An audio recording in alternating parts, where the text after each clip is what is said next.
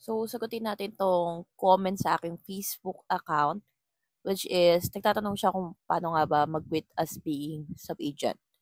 So, kung tinatanong mo is, gusto mong mapahiwalay sa upper agent mo, walang ganon. Ang pwede lang kasi nating i-remove is yung mga host, which is, decision yun ng agent. And yung upper agent and sub-agent, there's no way para mapahiwalay to. But if you're asking na ako bilang agent, ayoko na maging agent, you wanted to dissolve your agency, meron. So, pumunta lang kayo sa help button, tapos message feedback, business cooperation, tapos yun, i-drop nyo doon na ayaw nyo na mag-agent. And then, mag-antay lang kayo ng 1 to 2 days, madi-dissolve na yung agency na meron ka. Kung sakali man na may host ka, you don't have to worry kung sakali mang hindi mo sila ni-release dahil hindi naman sila affected on your decision. Ang mangyayari kasi doon, automatically na silang marerelease dahil nga nagpa-dissolve na yung agency nila. Tapos, kung meron ka man pong mga invited agent under you, sub-agent mo rin, okay, yung kasi yung tawag natin sa mga in-invite nating agent, sub-agent. Pero parehas lang yan. Parehas lang tayong agent. Wala namang lamang-lamang dyan. Ganon. So, yung sub-agent mo is mapupunta yan sa upper agent mo. So, still, agent pa rin naman sila.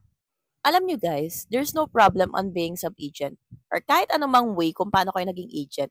Ang nagiging problema lang din kasi niyan is yung kadalasan yan problema nyo sa upper agent niyo, hindi nyo nakakasundo like that. Eh di block nyo! I-block nyo na lang sila and focus on your goal. Kung bakit nga ba kayo naging agent, kung ano ba yung pinakapunto nyo kung bakit nag-agent kayo to earn, hindi para ma-distract dahil sa conflict ninyo ng upper agent mo.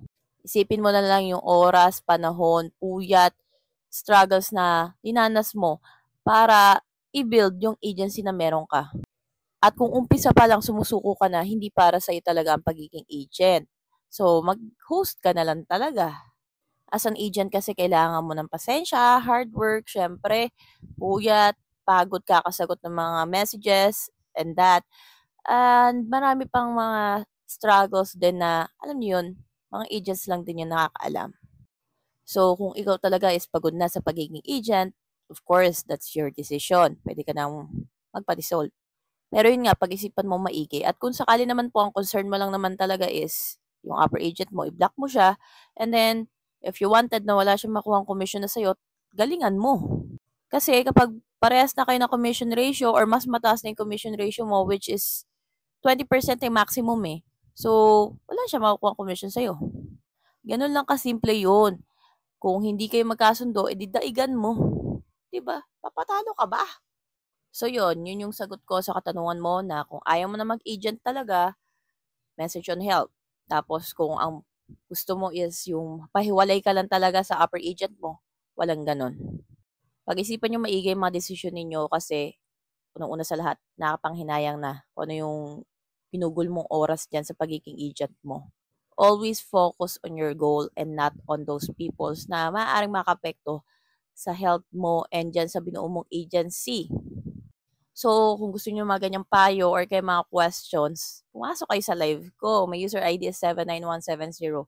So, I'm doing live every Tuesday hanggang Saturday. So, yun lang. Paalala ko lang din sa inyo na ako, prangka talaga ako magsalita. Baka mamaya is ma-cry ko kayo. Umiyak kayo. So, yun lang. Kung may mga questions kasi kayo, talagang sasagutin ko yan punto per punto. So, you can also follow me on my other social media accounts. Just search Tita Laika.